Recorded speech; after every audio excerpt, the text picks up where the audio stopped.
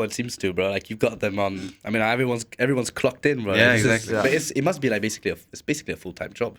It's getting there for sure. Like Bro, even when we were at PA, you were like, bro, I've got a meeting. I was like, oh damn, excuse me. Yeah. Especially the weeks leading up to events, it's quite hectic. Like last week before the gala, it was more than a 9 to 5. It was a 9 to 9, basically working every day. Gee, like a lot of partners and collaborators. Yeah, collaborators, partnerships, sponsorships, just working, selling tickets, all that, the marketing.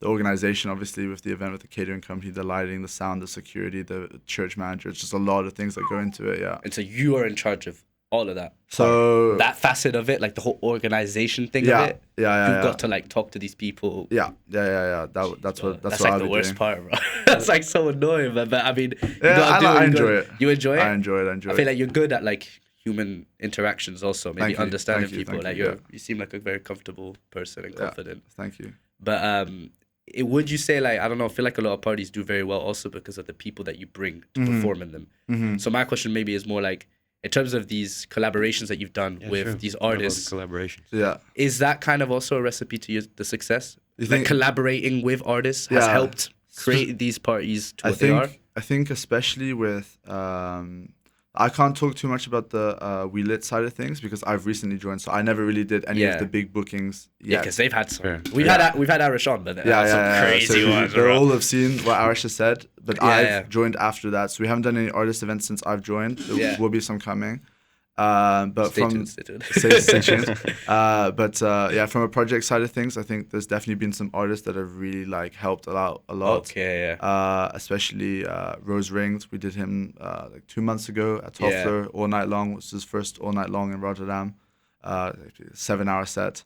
And that was like a really nice collaboration. You know, he brought his fans, and in that sense, we created a community on that event of people that really came for his music. Yeah. We've done Maxi Meraki on a boat, also a big Afro house, deep house DJ.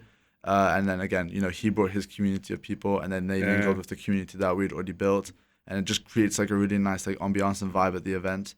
So yeah, the artists are really, really big help. No, I imagine, because like, I feel like if you can get those big names, then people will just come for sure. Yeah. Like that's what at the end of the day, like everyone complains about the music in clubs and parties and stuff. So whenever you can actually have a really good artist that you know is going to do well, then your job becomes a lot easier. Yeah, you're never, like, especially when you do like these parties for everybody, you're never going to satisfy everybody with the music. Yeah. There's always going to be people unhappy, especially at student parties. And that's kind of why, like, especially with Project and Utopia, we're moving away from just doing for students. And we want people to come for the artist, for the music, for the community that they're bringing. Trying to go mainstream a little bit more, like outside of just students. Yeah, outside of students. We want, especially Project is it's already getting there. You can see now that the average age of events is getting a lot older, which is what we were aiming for. And people are really coming for the artist, for the music. And in that sense, we're building a community like that. People coming because they know the artist and they want to see them. Rose was probably the first event where we really noticed that like people were coming for him and his music, and not necessarily because it was a project event. Or because, like you guys organize it or stuff like that. Yeah. Fair enough. And like, how is it collaborating with these artists, and how is it communicating? Is it hard, actually? Depends on the artist. Yeah, I can imagine. Depends on the artist. Because we had some crazy stories. Yeah, I feel like... You might not be able to talk about all of them. Yeah. I feel like in events, you have two sides. You have the really easy to work with artists and the really hard ones, and there's no in between. There's no in between. And I've been very fortunate to normally only work with really, really nice people and nice artists that are willing to help you as much as possible. Yeah. And not causing any issues, not like doing anything that you would not want at an event. But obviously I've seen the other side of things. I've heard conversations with Arash and Andres about things that have happened there with the big artists. Jesus, like they told us about some of the things, bro. Fucking insane. Bro. Yeah, go check it out. Yeah, it's on that sort of. No, but like Irish was telling me, bro, like especially rappers. Yeah, rappers don't give a fuck, bro. And I haven't had much time to deal with the rappers. I mean, it's coming. Yeah. It's coming. Be careful, bro. Like from the rappers, because I feel like rappers are just like super unprofessional in general. It depends on. We're not calling our rappers up. No, but in general, like I feel like it's more the case in electronic music. Or I really think it depends on the artist, because I can imagine like people like Stormzy, for example, Dave. I can imagine them being super professional, but then I think it's also like it really depends on the artist, and it's the exact same for electronic music. I think it's maybe a different type of disrespect. Like the electronic music people tend to be a bit more professional, but they may like be disrespectful in other ways, not treating the promoters in the right way, being rude to like promoters behind the scenes, maybe talking, they have big egos, so they may be talking a bit of shit about the promoters. But I think in general, it's probably a bit better than the hip hop industry for sure. Yeah, bro. People in hip hop does. Yeah, because I feel like it's just the branding is also like to be unprofessional kind of. So I agree. I agree. But also like what we said, the difference between getting a techno artist and an artist in rap is a lot easier. But I think a lot of these rappers, because there are a lot more of them that are very big, mainstream, like they're very liked by a lot of people. Yeah. It makes them have these huge egos, whereas maybe in the techno like scene, not as many are known. Like it's a lot more underground kind of. Yeah, so techno is more of an underground thing. I do think now it's on the rise again. Yeah, and it's becoming more popularized, and people are starting to get more and more into it. Yeah, definitely. But yeah, booking these artists, like the big ones, so like the ones that are comparable to Central C, will be like Solomon, Black Coffee. It's obviously as hard. And you really need to have like a vibe and a promoter that really matches their energy and their 100%. Like what they want, because they have a really big, strong brand image that they want to curate. But in electronic music, and you can book artists that are a lot smaller, but will still drive a crowd, which is nice. Whereas that's super interesting. Yeah, in the hip hop industry, if you're gonna book an artist that has like 20K on Instagram, it's not gonna sell out a venue. Yeah, no, there are a lot of electronic music artists that you can book. Yeah, they'll have 20-30K on Instagram, and they'll sell out venues weeks and weeks beforehand because they have such like a loyal customer base. Is that what it is then? Yeah. Is it like the loyal? Yeah. Why is it that people are more loyal to? Like it's because DJs also like perform like in a like party setting, and like rap, you kind of can listen to it also like at home, and the people are just everywhere. Kind of. Yeah, I feel like if you're coming for a rap event, you also want to know the songs as well. You don't want to go to a rap event and not know any of the lyrics. Whereas with techno, they're also going to be playing other people's songs. They'll be playing their own productions, and then it's more general, right? Because you don't need to know the songs. You can just go and enjoy it. Whereas with hip hop, you need to know the songs. Otherwise, I don't know, but it could be a bit weird, a bit of a weird ambiance and vibes to the event if people don't know the lyrics,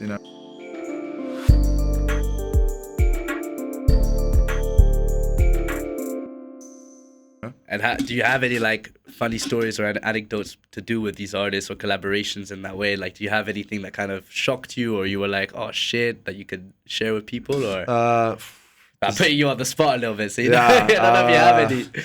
I have a few. I don't know if I'm at leniency to say them, to be honest. Okay, but how about like maybe I can ask you this: when you guys bring these artists after the events, do you guys often go out, or will they like have like an after party? Will they be with you guys, or do they just go home and like fuck that?